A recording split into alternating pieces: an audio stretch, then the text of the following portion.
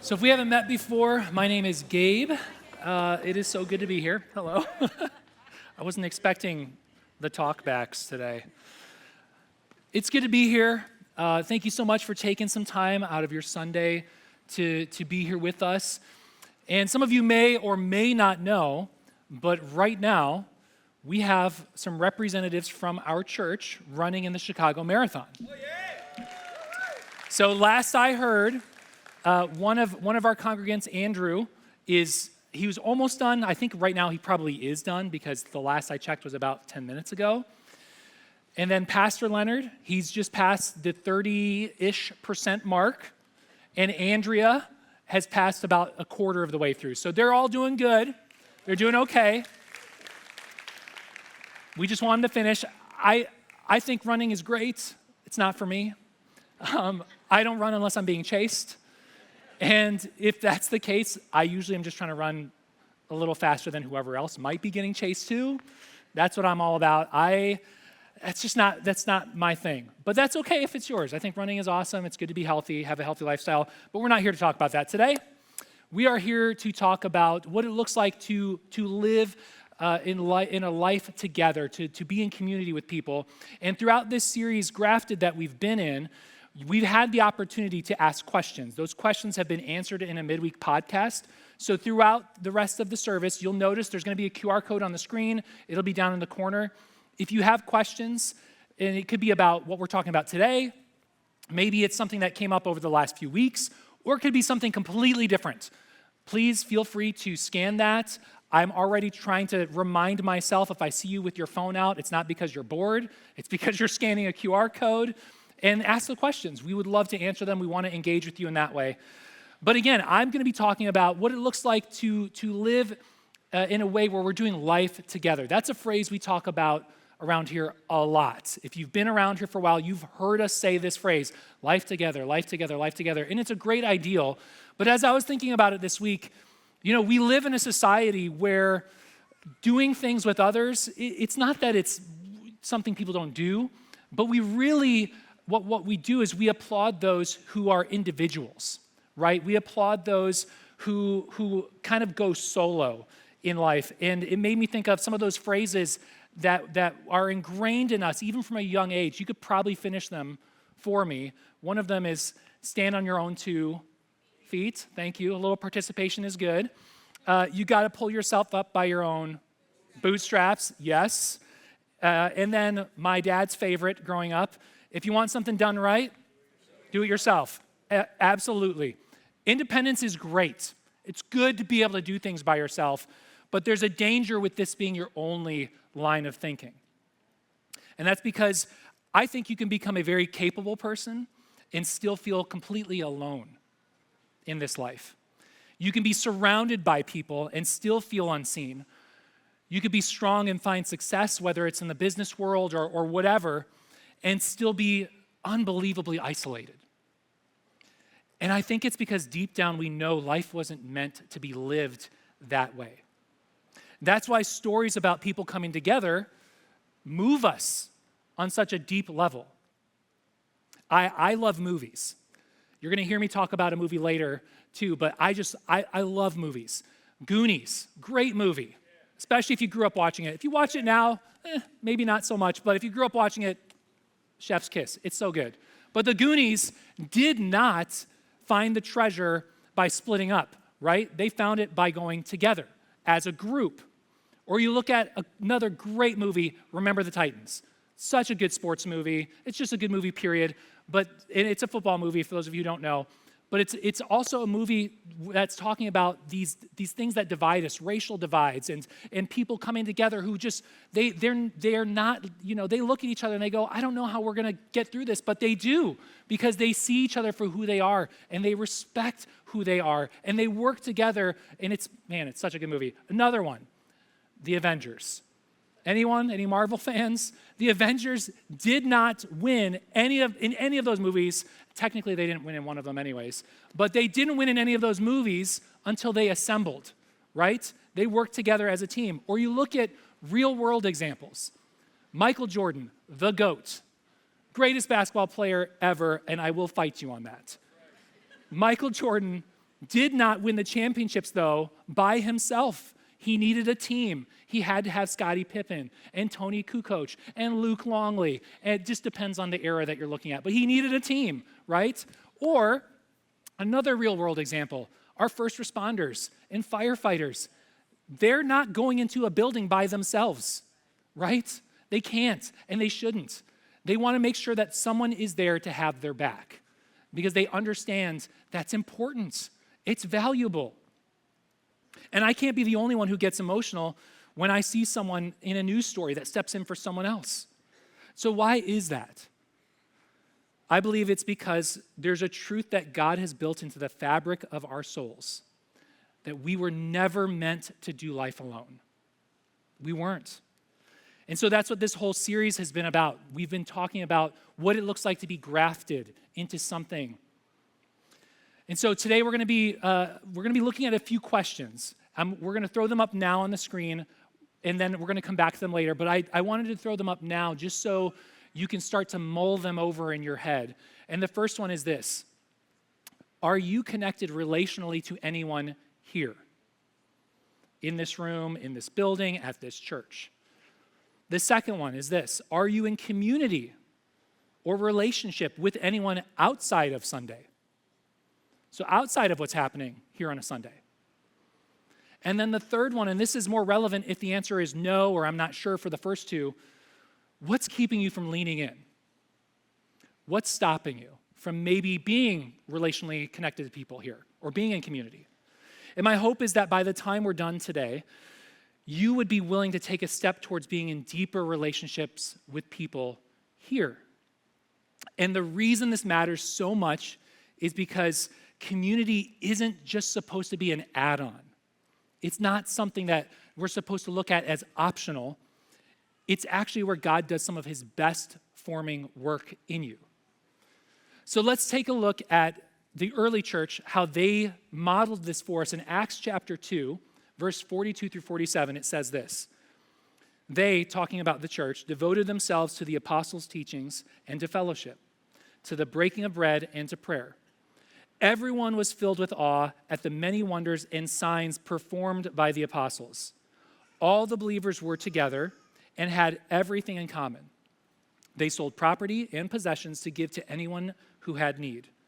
Every day they continued to meet together in the temple courts. They broke bread in their homes and ate together with glad and sincere hearts, praising God and enjoying the favor of all the people. And the Lord added to their number daily those who were being saved. To me, I read that and I go, that sounds pretty cool. That sounds like a community I would want to be a part of. And it's because they weren't squeezing community into the parts of their life where they felt like they could afford to. They devoted themselves to it. It says every day they continued to meet together. So that means they devoted themselves to teaching and to fellowship, to meals, to prayer, to each other. And that phrase, they devoted themselves, when Luke wrote that, the author of the book of Acts, what does that mean, to devote yourselves to something? Well, I think he's describing more than just an enthusiasm for something. If you devote yourself to something, you're not just, you don't just think it's a good idea and whatever. You are really investing in it. He's describing a rhythm, a way of life that shaped this group of people day after day. And this means that they didn't just meet on Sundays for coffee and donuts, not that that's bad, but it means that they shared their life together. They carried burdens together. They celebrated wins together. It probably means they worked out disagreements together. And when someone was grieving, they mourned losses together. So they grew together. That's the key word here. And here's what I really love. Their devotion, it didn't just change them, it changed the world around them. And it's evidenced by what's happening in this room right now. We would not be meeting together as a church community if they weren't doing something right back when this was written. The early church. This means that people saw what they were doing. They saw that needs were being met, that the worship was contagious, and they said, I'm not sure what they have, but I want to get in on that. And maybe for you, this idea of belonging to something, this idea of being in community, it sounds good in theory, But in practice, you've found it's really complicated.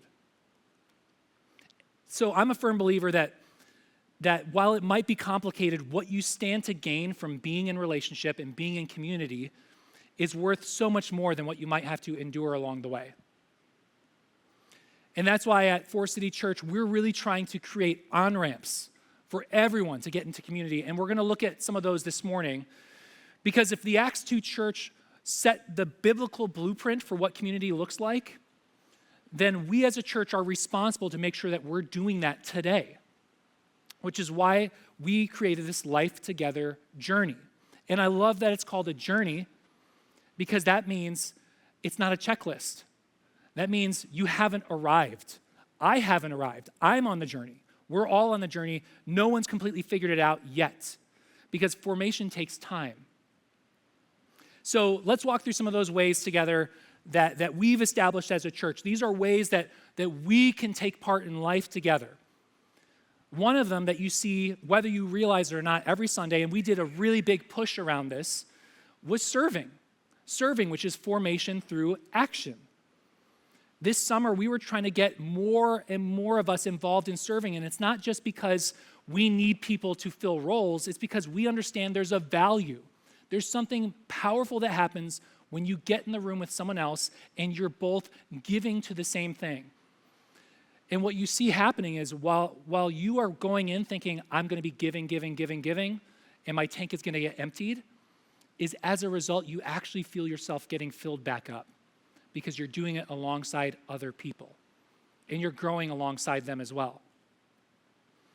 Another one of the ways that you can be involved and kind of get plugged into what we're doing on this journey is our one nights. And a one night is exactly what it sounds like. It's an event that happens on one night. The best example of this that we're doing right now is our worship nights. Those happen the last Wednesday of every month. And I personally love worship because I think it's such a beautiful picture of the church, of us coming together, different people, different backgrounds, different life experiences, and yet we're coming into one room and we're all agreeing together and singing together and saying, God, I agree, I believe this thing that I'm singing about you. And not only do I believe that, but this person next to me believes it too, or is at least wrestling through it. That's the power of worship and these one nights. Another way is through our learning havens. Learning havens are something we do, usually once or twice a year. They're usually longer form things where we're meeting on a weekly basis. And learning havens are those spaces where we don't just end up consuming faith, but we wrestle with it. We're meeting with people, we're sitting across from people with different life experiences, and we're able to be curious and to ask questions and to learn things about each other. I love learning havens because I think that they really do a good job of breaking down barriers and things that we preconceive in our mind about other people, about maybe our faith journey or their faith journey. They're really about staying curious. Another on-ramp is our care ministries. Whether you realize it or not, every Sunday, you're taking part in that because we pray. And prayer is such a powerful way as a Christ follower to care for one another. That's why we have a team down front at the end of every service. That's why we have cards at the back of the room. That's why, and here's a little did you know, we have a tab on our website for care. And so at any point during the week, you can just go on your phone, go on your computer, whatever it is, go on our website, and if you feel like you need prayer for something, or maybe someone in your life needs prayer for something, you can click on that and submit a prayer request. And we pray for those. Our staff prays for them. We have volunteers that come in during the week and pray for those. Prayer is powerful, especially when it's something that's shared in a community like this, when we lift each other up. And then the last on-ramp I want to talk about are life groups. In life groups, it's where you find a place to belong. It's where formation is able to become personal, and it's a place where you can be seen for who you are. Life groups are so powerful. And for those of you who aren't familiar with our life groups, they're sermon-based life groups. So there's something that, if you're coming on a Sunday and then you go to a life group, you already have stuff to talk about so long as you were here. And even if you weren't here, that's okay. I love life groups because it really does reaffirm this notion that you can't do life alone. And they're a way where you can make sure you don't have to. So again, going back to those questions that I touched on earlier, let's look at that first one. Are you connected relationally to anyone here? And what this means is when you walk into church on Sunday, do you know someone and do they know you? Not just do you recognize them. That's different. They're not just a face, they're a name. And not just that, but do you know them? Does your conversation go beyond, hi, hello, how are you? Maybe, hey, what's new in your life? How was that thing last week that you told me about? That's knowing someone. That next question, are you in community with anyone outside of Sunday? And this is where I pray we can all get. What this means is when you call someone, when you text someone, are they going to call you back? Do you have that person? That's so important. That's so valuable. We all need the person in our life that we feel like, if I text them, they're not just going to leave me on red. Because that sucks. That's not a good way to live, right? To feel like no one's looking out for you, to feel like no one's got your back. And that third question, what is keeping you from leaning in? What is the thing or things that's holding you back from community? And we're going to go a little deeper on this in a minute. But before we do, I wanted to ask one more question. Are you open to being in a life group? And I think there's those of us in this room that hear that question, and there's three responses that are going through people's minds right now. The first is, yeah, sure. I'm already in one. I'd be open to trying it. That sounds fine. Number two, maybe. I think I could maybe see myself doing that. And then number three is, not a chance. Dude, stop. You are not going to pressure me or guilt me into joining a life group and being in community. And I promise you, that is not what I'm trying to do today. There's no guilt. I just want you to think through these questions. No pressure points. Just a genuine invitation to be curious and to ask yourself, if you're a maybe person or a no person, what would it take? Just honestly, this is just you. Ask yourself, what would it take for me to go from maybe to yes or from no to maybe? And at the end of the day, no one's going to force you to join a life group, but it's an honest invitation. So I do want to take a moment, though, and go a little deeper on the things that I think hold us back, these barriers we build, excuses we make, fears we don't even like to name. I want to talk about them because I think when we do, we're able to put a name to it and maybe overcome it.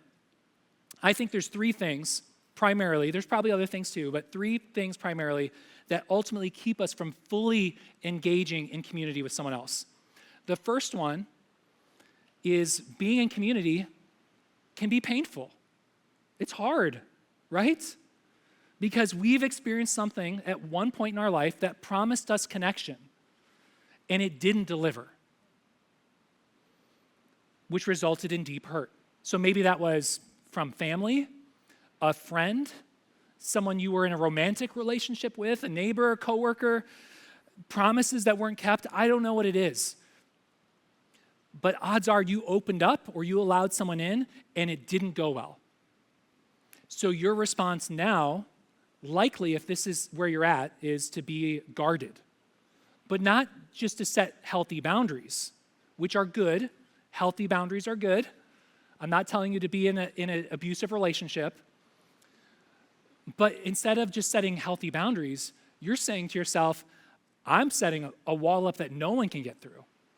I will never let someone close enough to me again to hurt me. That is not happening. And the hard thing with that is there's this reality that so many of us wrestle with this when it comes to leaning in is when we don't allow people to get close enough, we're not allowing people to know us and to see us for who we are.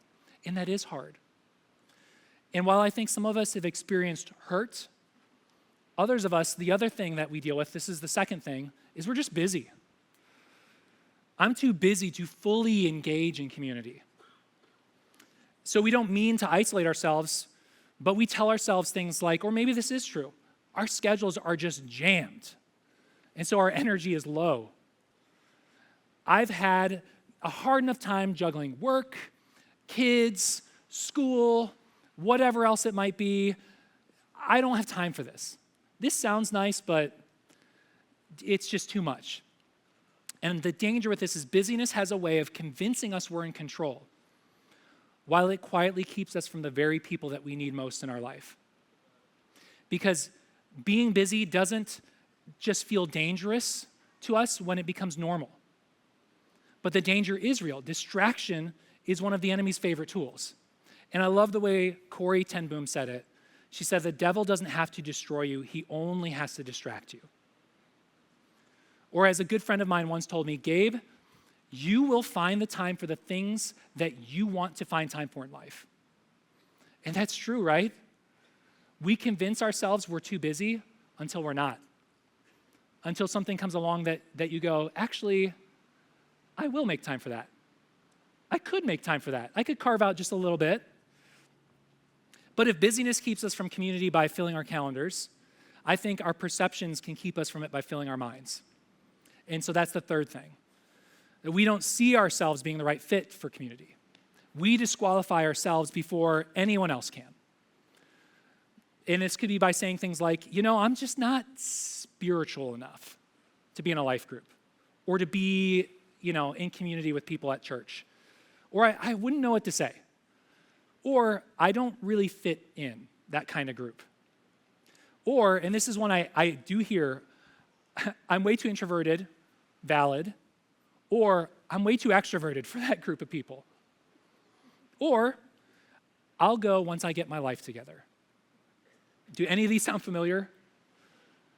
There's a real danger with telling yourself these types of things because you start to train your heart to believe that you're unworthy, no matter the reason. And then when you satisfy one of those reasons, because you've trained your heart so well, another one just pops right up. And now you're telling yourself something else. It's another perception, another reason that you're not going to engage. And more often than not, we fool ourselves into thinking things like, being in community, it's a reward for having your life together, right? When in fact, it's the place where God puts your life together. Or we might think, being in community, being in relationships with other people, it's a reward for perfection. When in fact, it's the context for your transformation. Or we believe that being in community is proof that you've been formed.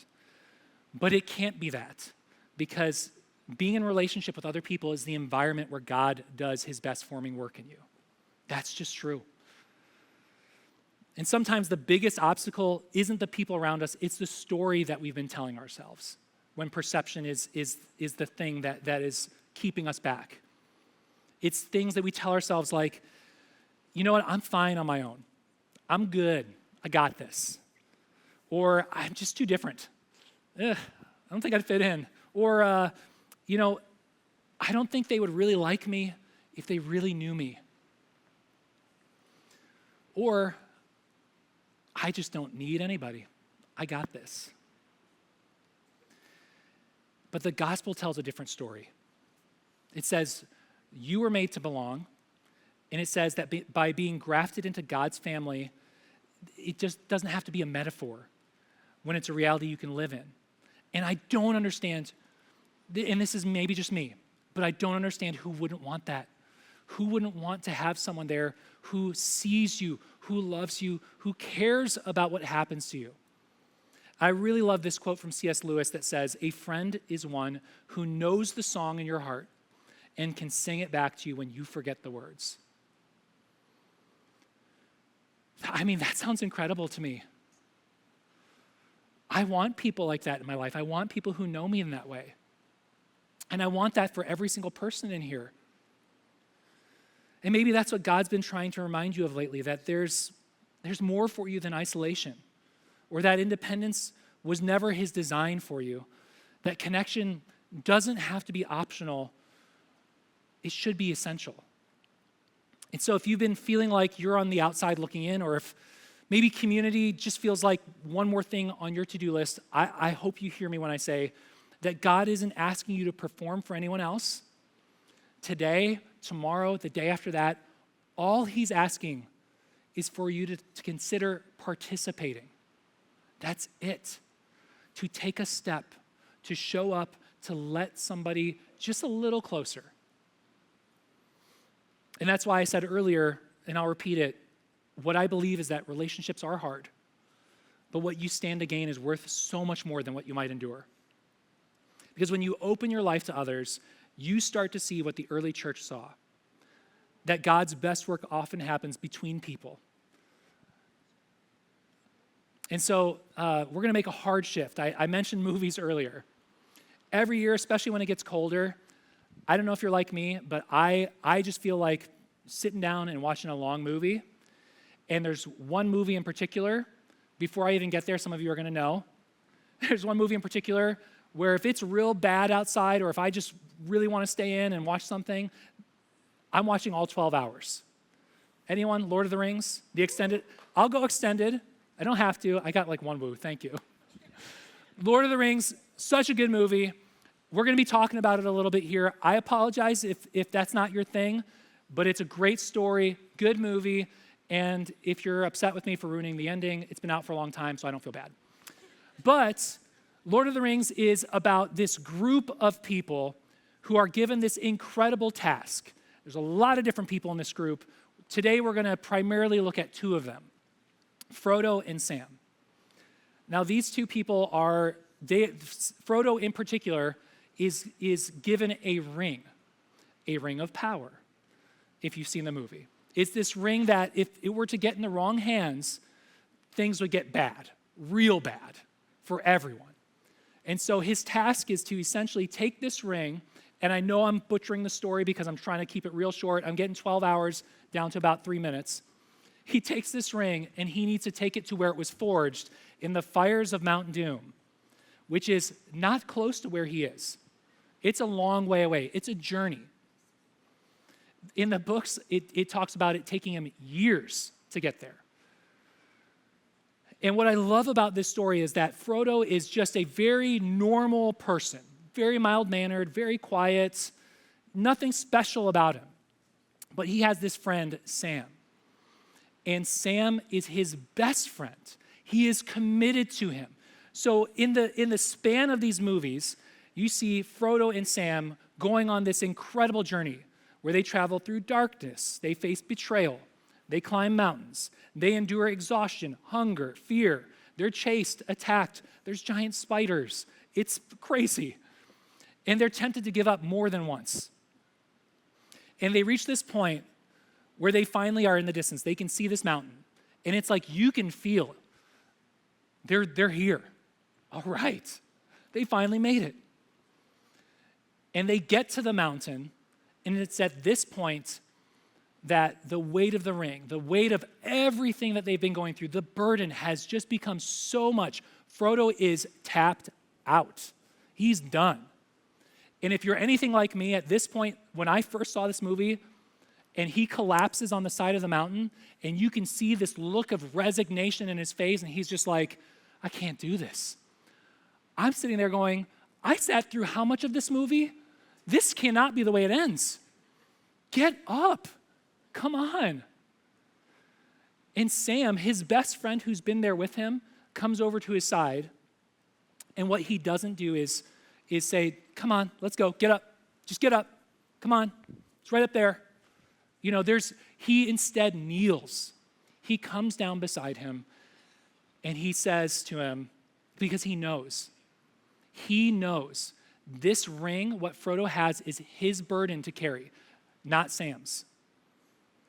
And he knows this, but he also knows he needs to be there for him. And so he says this line, that I can't carry it for you, but I can carry you. And oh my gosh, when you're watching this movie, if you're not getting goosebumps or tearing up a little bit, then something is wrong with you.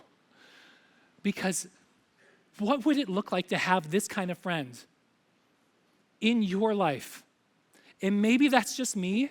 Maybe I'm projecting myself into this situation, but to say, I want that friend when I'm done, when I can't go any further, who would say, I know I can't carry that for you. That's your burden, but I'm here and I can carry you. And there's actually a line in the book that says, Sam's will was set and only death would break it.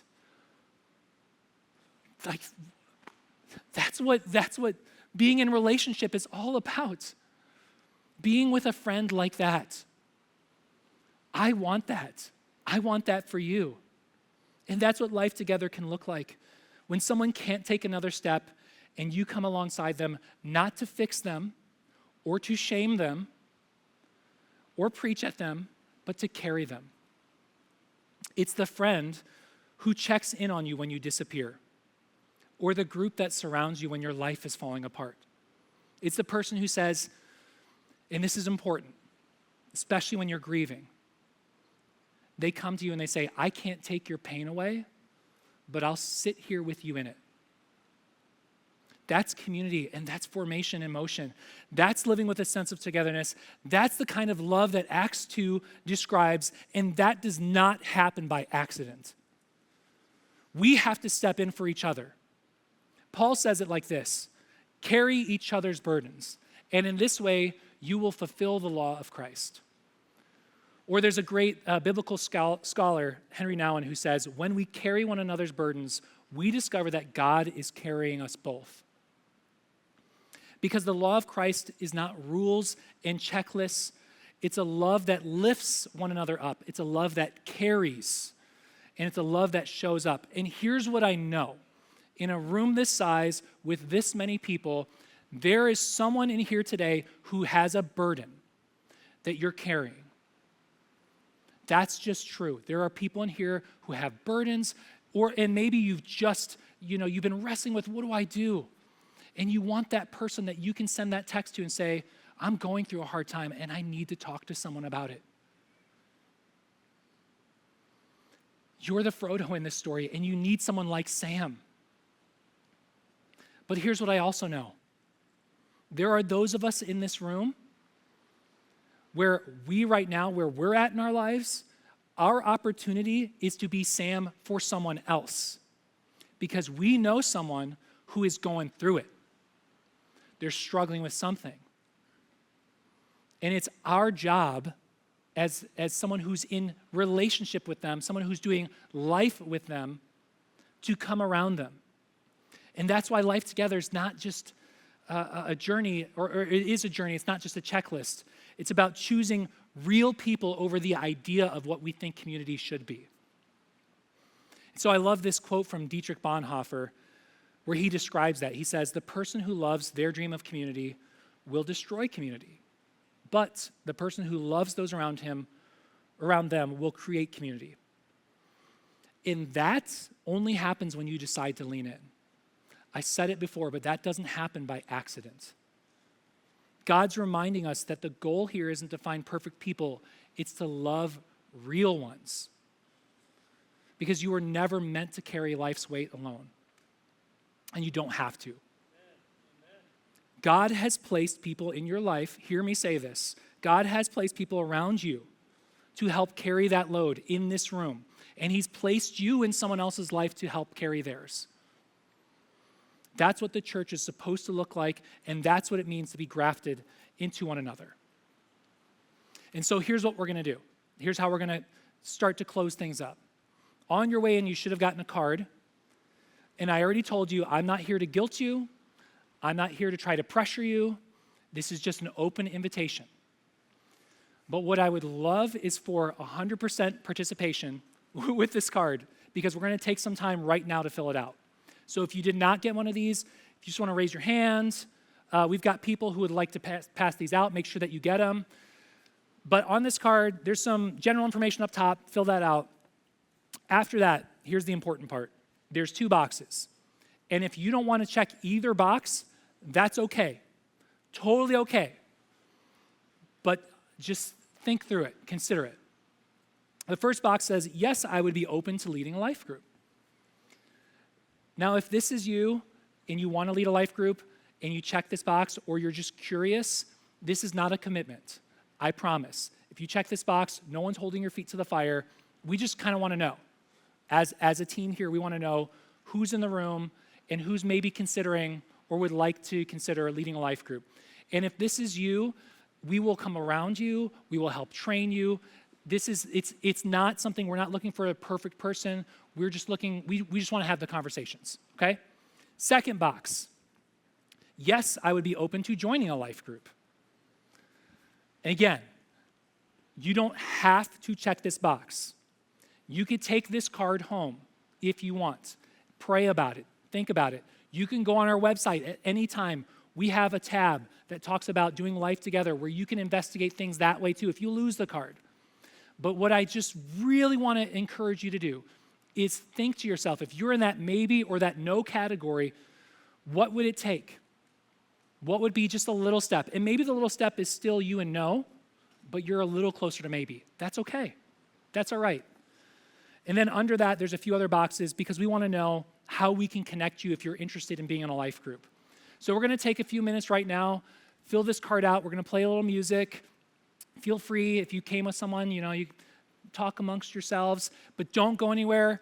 This is not your excuse to get up and leave, because I do have just a little bit more for you, but we're going to go ahead, take a few minutes. And again, if you don't have one, raise your hand. We'd love to get you one, pen, all that stuff, and I'll come back in a few minutes.